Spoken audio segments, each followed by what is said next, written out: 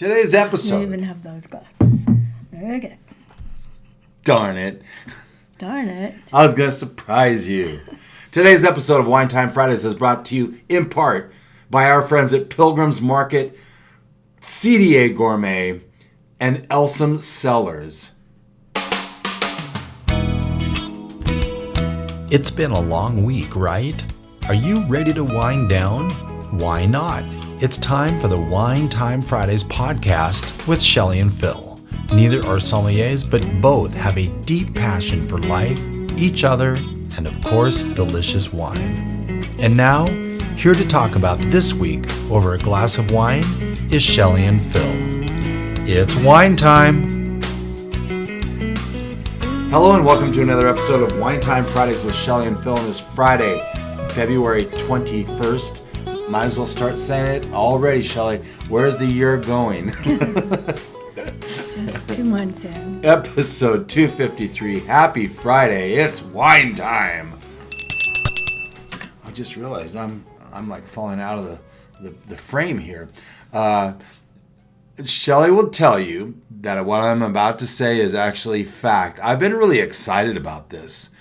We are going to taste 2 bottles of wine that were in oak barrels for, we're going to say 13 months, and in bottle 58 weeks. We know this because we put it in the bottle ourselves. This is the first time in Wine Time Fridays history that we are the blenders as opposed to someone else. We didn't crush the grapes or do any of that stuff, but we did do this. So I guess, Shelley, now we need to find out which one we're going to open first. No. Yeah, we've been sitting on this since we went to Northstar. They have a blending experience. Yep. It was very cold that day. Very cold that day. Here in Coeur d'Alene, it was minus 15 that weekend. We were really balmy. It was like minus 8 in Walla Walla. And it was a little breezy. And we still went out in the vineyard. We did. And I think because of that weather, we were the only ones in the room, in the blending room. So we really had yawn all to ourselves. We did. Yeah. And, we asked a lot of questions. We were... And we got a tour. Yeah, we were his only people, so we couldn't, take up his time because we're the only ones. So, it was January 14th, 2024. These wines were bottled, and now it's February 21st, 2025. And I just realized, nope, everything's fine on my notes. Okay. So we do have to decide which one we're going to open first. Since it was my Christmas present, I'm going to do like they do in football. You may open yours Okay, first. Fair enough. So do you want to show your card? Oh, wait, I guess you want to show my card first. This is my card. There was no Cab Franc that we could choose from, right? There was no Cab Franc. Was there normally Cab Franc? No, I don't believe so. And the one on the end, that was the Petit Verdot that was sort of broken. That's right. Spigot, yeah. So there were 4 Merlots. I'm not going to tell the blend yet. I'm just going to tell what we had, the options of choosing. So we had 4 Merlots to choose from. Yep. And one was a Columbia Valley Merlot. One was a Walla Walla Merlot. These are the vineyards. One was Horse Heaven Hills Merlot. And one was Red Mountain Merlot. And then we had a Cabernet Sauvignon from Columbia Valley. And then we had a Waluke Slope Petit Verdot. So the first thing we did was to taste each individual thing. Yep. And take some notes so we could kind of get an idea of what each of those tasted. This is my wine that I just opened. It did. I hope it's good. Well, and by the way, I think we both had preconceived notions on what we were going to like better of the wines. Yep. And we were Wrong. Well, we were led a different direction. Well, by ourselves. Oh, yeah. No, Not for saying sure, by didn't. ourselves. So we took notes, and on my notes I have the Columbia Valley Merlot had mild tannins, plum berries, and the Walla Walla Merlot was soft with some herbal notes. The Red Mountain Merlot was more red, more clear than the Columbia Valley. So I had that And I didn't gorgeous write color, anything. tannic, on that Red Mountain Merlot. Oh, okay. What did you say in the Columbia Valley? Columbia Valley, I had mild tannins, plum, and berries. I had cherry on the nose, black cherry, very tannic. It's interesting. I That's had two. mild tannins. How about Walla Walla? Oh, did you? Okay, I you just said did. these. I didn't write anything about Horse Heaven Hills. I had, again, no nose, blackberry, dark cherry, a little black pepper, opened. So let's see. Were they give you little test tubes like you'd have in chemistry, and also the beakers, Yep. and they give you ratios. So if you wanted 20% of Red Mountain, you would take 160 milliliters. I'm not sure what you're showing. It's the ratios. Oh, okay. Yeah, it's these ratios, which are on the back of those cards as well. That's true. We should. Here's what Phil's is, and Yep. it is 25% Columbia Valley Merlot, 15% Walla Walla Merlot, 25% Horse Heaven Hills Merlot, 20% Red Mountain Merlot, 10% Columbia Valley Cabernet, and 5% Petit Verdot. This is a 2022 WTF Phil's Blend. Not available in any store. Only here. Only here. All right. Well, Merry Christmas 2023. To health, wealth, and abundance, gratitude, romance, no more snow, and Peace on earth. Oh, and these are Northstar wine glasses that you get when you go there. Yep. I can't really see. All right. So at first the nose was, there's some little musty thing going on. Yeah, something odd.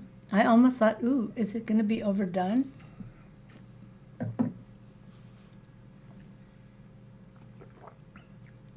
It's nice. Thank you. It is nice. So both of us, I think, went in with the preconceived idea that we would want mostly Red Mountain Merlot. Yeah. And I was like, no, I don't think so. And I guess that's what he thought too, because he only used I had 20%. 20%. Yeah, I had 20% on this Red Mountain Merlot. I was kind of amazed because we had really fallen in love with the Red Mountain AVA. Mm-hmm. But, Walla Walla is no slouch. No, and I didn't even use that. No, I used all 6 that were available. And the Columbia Valley Merlot and the Horse Heaven Hills Merlot were the 2 that I had 25% in. So basically we're making a Bordeaux blend here. God, I don't like the nose. And it will be right bank dominant with the Merlot dominant, or is that left? I always forget. Me too. I think it's left. I forget. There's no little thing, like you can't even use the initials. The reason that we are doing this, a couple reasons. One, Jan suggested not letting it go much longer than a year. I think he said you could drink it between 6 and 12 months. He wouldn't recommend going much over a year, and I'm not sure exactly why. But they probably haven't, been kept in the perfect perfect conditions. there at the winery that we're Right, choosing maybe. from. Mm-hmm. Shelley is doing this in real time. She's going to find out. I'm trying to find out the simple way, but no, they don't want to do it. They have to have a whole blog, so you'll go through and see all the commercials. We don't recommend that. Left bank wines are mostly Cabernet. Got it. Right bank is Merlot. So right this bank is going to be Merlot. mostly, this would be like a right bank Bordeaux. Yeah. Because it's Merlot. You were right. I was originally right. And then That's I right. didn't- And you then started I questioning doubted yourself. myself. So that was one reason we wanted to do this for this episode. But another reason is tomorrow is Open That Bottle Night 2025. That's true. Shelley, a recap on Open That Bottle Night, how it came to be, because it's really, really cool. It came to be from John and Dottie, who were writers with the Wall Street Journal. They had a column there. What was it called? Tastings. Tastings. Okay. Just tastings, yeah. And people would ask, like, I have this bottle of such and such and this year. When should I open it? When would be the proper time? And a lot of people asked that. A It lot wasn't of just, people- it was like, everyone's like, I've got this, when do you think we should open it? Their answer was always, No. yeah, this weekend. This weekend, yes. So they decided they would make an Open That Bottle Night so that everyone who's been saving their bottle of wine for a special occasion, you make the wine That's right. the special occasion. Opening the bottle, the special occasion. The occasion seems to never quite justify opening the wine. You second guess yourself, and then it's over the hill, and it's done, and it's Right. gone. So just make the wine the occasion. Right. And so we've had a couple of Open That Bottle Night get-togethers here, and they've always been really fun. A lot of fun. Way back on our episodes, you could have heard one or two of those. That's right. Look for the explicit tags, and then you'll find those episodes. I don't know if I've categorized the explicit tags. With Russell? Well, I mean, I put an explicit Oh, you tag didn't on the categorize. episode, Okay. but I didn't put that in a category. They'll be able to find them. But you're supposed to just pick a special wine Yeah. and open it. Now, we have a lot of special wine. Right, but So that's why we wanted to open these, because we don't know what they were going to be like, but they were special because it was a great experience. And if you can, I would say go do their blending experience. It's just really fun. this is the only time we'll ever get this opportunity to taste this wine. That's true. And that's I mean, wine in general, when you're holding on to a bottle and then you end up opening it. Now, there are not two of each. No, and the thing is, you open that bottle and then it's gone. And so that's why the experience is so important, and not to overemphasize that. Just take it for what it is. But I'll never be able, after this bottle of wine is gone, it's gone. And I know. And you can see my artwork is so good on this. Wait till you see Shelley's. This is a lot better. It's not very good. Yeah, it's pretty good. I am not an artist. No, nor am I. So, Dottie and John were guests on episode 96, and I think I'm going to try to get them on next year as we head towards Open That Bottle Night 2026. We've grown up as a podcast, and maybe we should just go to New York and do it there. We are supposed to go to New York in the spring or something like that. Yeah, I'm working Are we on not? it. I don't know. I'm working on it. Okay. Dottie and John wrote a book called Love by the Glass, Tasting Notes of a Marriage.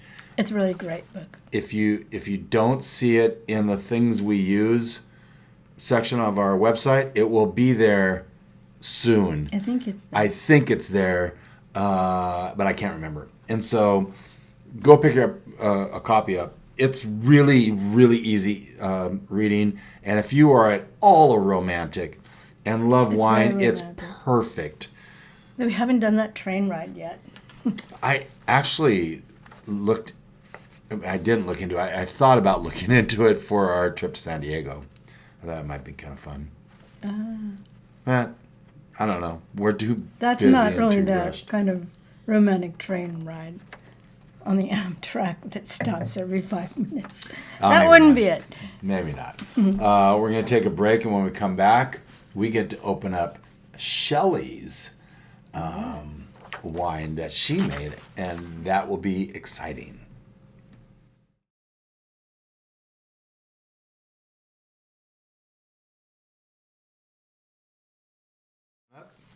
Welcome back to Wine Time Fridays. Episode 253 on this 21st day of February. And now we're opening the wine that I blended together. We didn't make any of the grape juice, obviously. We didn't grow any of the grapes. All we did was blend it. And it was really fun. They also have a blending experience. I've said this before, on Holland America lines. A couple of the ships. One of them is in the Caribbean or the Caribbean, and one of them is down the coast of Oregon and California.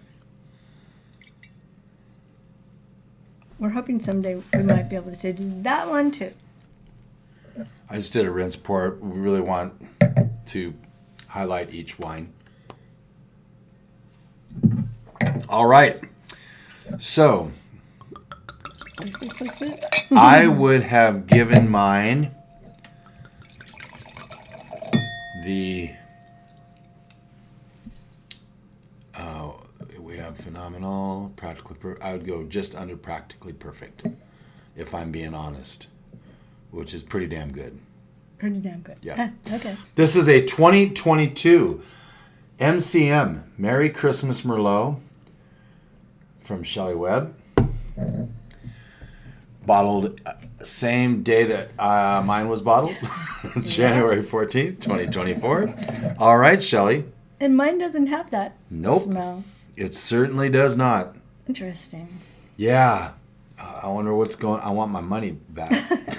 So now we have to see which one of your Merlots caused that smell.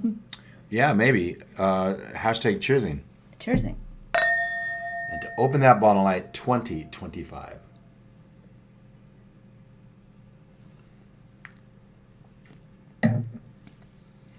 Mine is definitely more tart. It is more tart. It's more bright fruit forward. Bright fruits. And tart. Acidic. Yeah. We're going to have not a lot of tannins, but I'm thinking there's not going to be a lot of tannins on this because we don't know how they blended it and how long. Well, we know how long it was supposed to be in the oak, but we don't know, is that neutral oak? I don't think we really asked. Yeah. It certainly wouldn't be new. Interesting. On that Cab Sauv, my notes said dirty in full. On which? On the Cab Sauv. And the Petit Verdot, I didn't put anything. So I only used 2 Merlots. You're right. And you used 3? I used 4. 4. You used 4. I used 2. Yeah. So I used Columbia Valley Merlot, 60%. And then I used some Red Mountain Merlot, 20%. So this is 80%, so she can call this Merlot. I could call mine Merlot as well. I didn't. I said Phil's blend. Get the blend. Either way is okay, but I think 75% is what it has to be. Yeah, 15 Cab and 5% Petit Verdot. And I will say, originally I put 3% Petit Verdot because I'm not really a Petit Verdot fan. However. But now I understand you need it for something. So I was tasting it when it was in there with the 3%. I'm like, this is just bland. Extra it has points.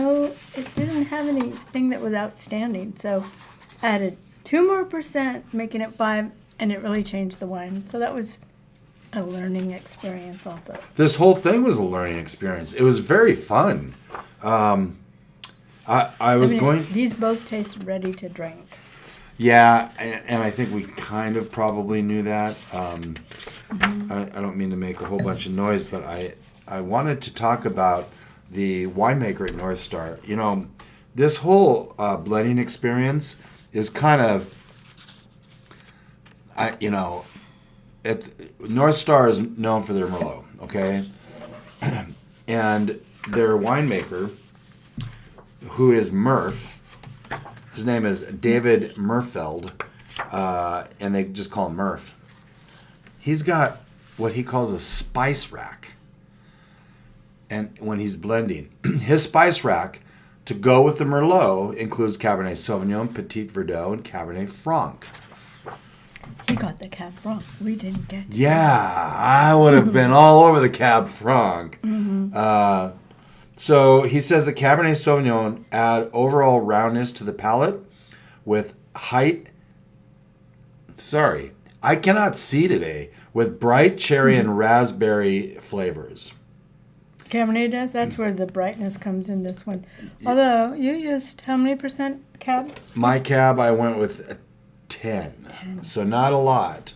And what did you do on your cab? 15. 15. So, I mean, again, we're seeing you are seeing a difference between that 3% and 5% Petit Verdot. Now we're talking 10 to 15% Cabernet Sauvignon. All the winemakers out there are just laughing at us right now because they're like, we do this every day.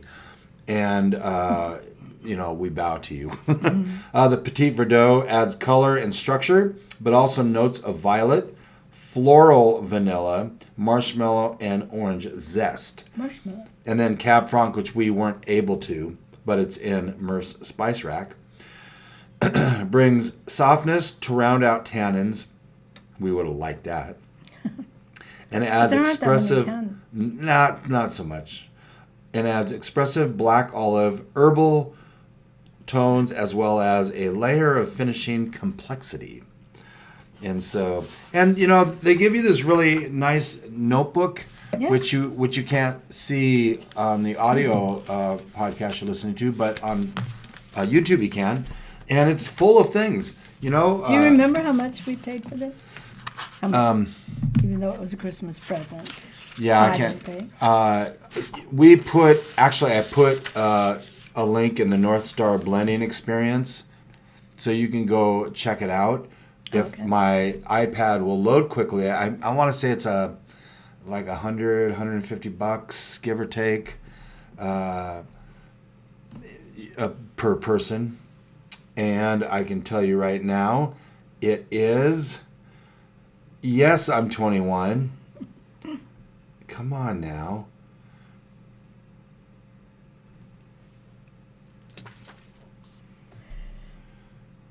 I'll take all of this out. What the heck is going... Privacy policy?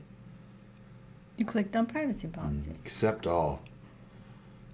I'm going to find it. You're able to find the information. $125 person. Now, if you're a club member, $65. Ooh. That's basically getting a bottle of wine for $65. That's a good deal. There's probably going to be a tip in there somewhere because it is a service.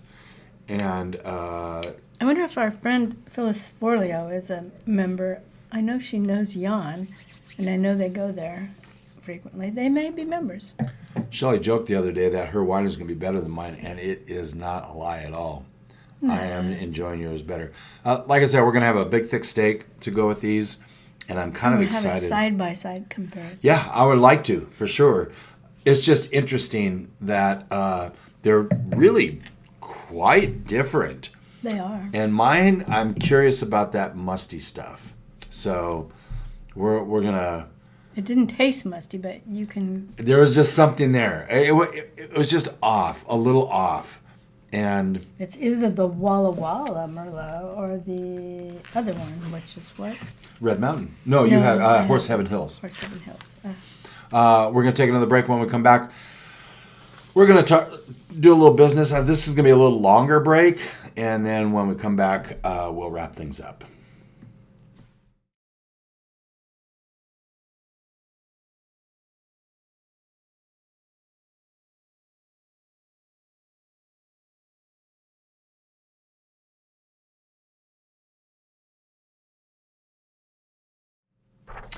Welcome back to Wine Time Fridays, episode 253 with Shelley and Phil on this Friday, November 21st. No.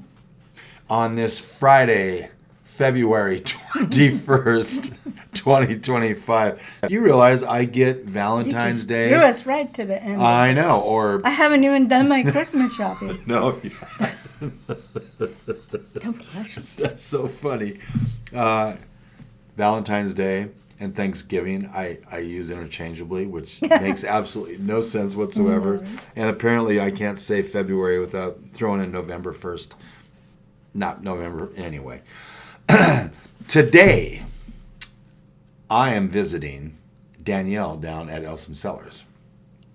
That's right. Today, Shelley is not visiting Danielle down at Elsom Cellars. Shelley is at the Rotary Pets President. It used to be President-elect Training, but now it's PELS. Well, President-elect President-elect Training Leadership? Seminars. Now it's something else. I don't know. PELS. I'm Now always it's calling it PELS. pets. PELS. In Seattle. So Shelley's going to be doing a lot of speaking there because she's already been president of our club since August, and she's like got it all taken care of. Right. It's actually a really good training and a lot of fun people there. Who knows if tonight I'll be going to some of the after parties and all of that. That's where a lot of legends are written. So I've heard. So you've heard. Let's see. We want to talk about the eternal wine word of the week. Assemblage. Yeah. It's pretty much blending. Yes, it is. Assemble things. So it's a French word, to assemble. In ballet, assemblage, you sort of jump and put your feet back together. So assemblage, Are putting you them back together. blending moves in No, you're ballet? assembling a move. Okay. Yeah, I don't. That's past my knowledge in ballet. And I know more about ballet than many men, That's true. but I don't know that one. Some things coming up.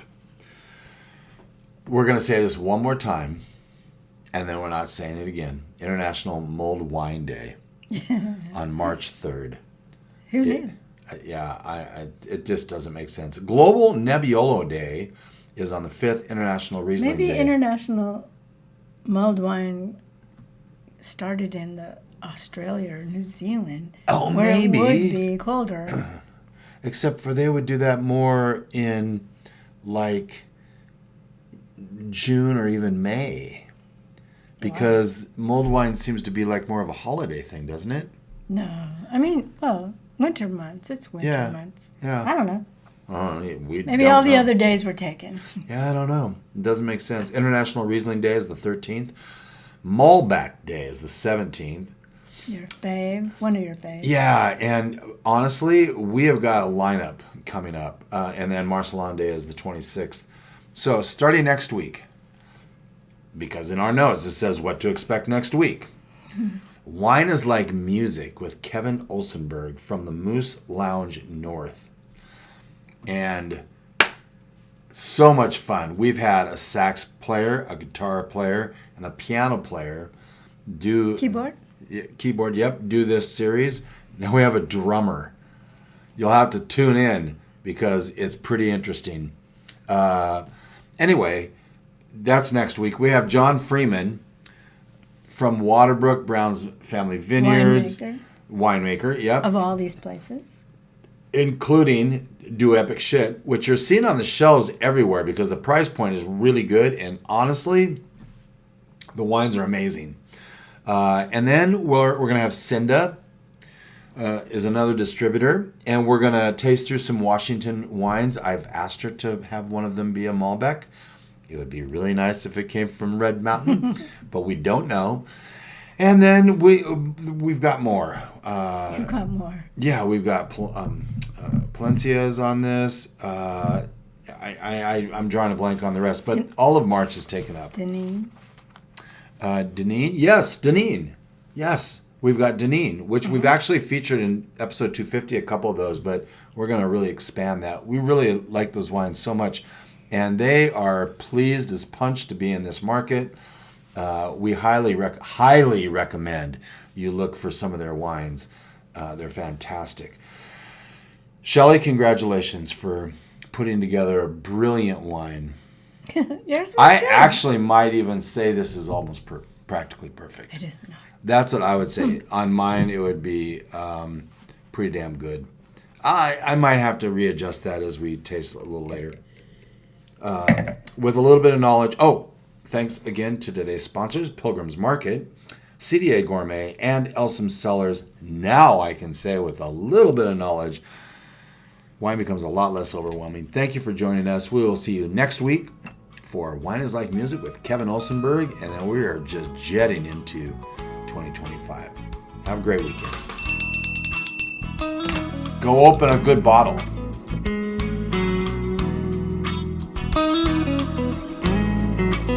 Thank you for spending part of your day to wind down with Shelley and Phil.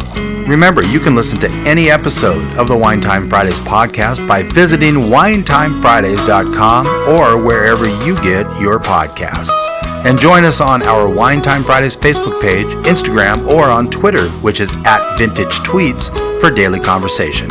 Until next week, here's our toast to you, to health, wealth, abundance, gratitude, peace on earth, and of course, romance.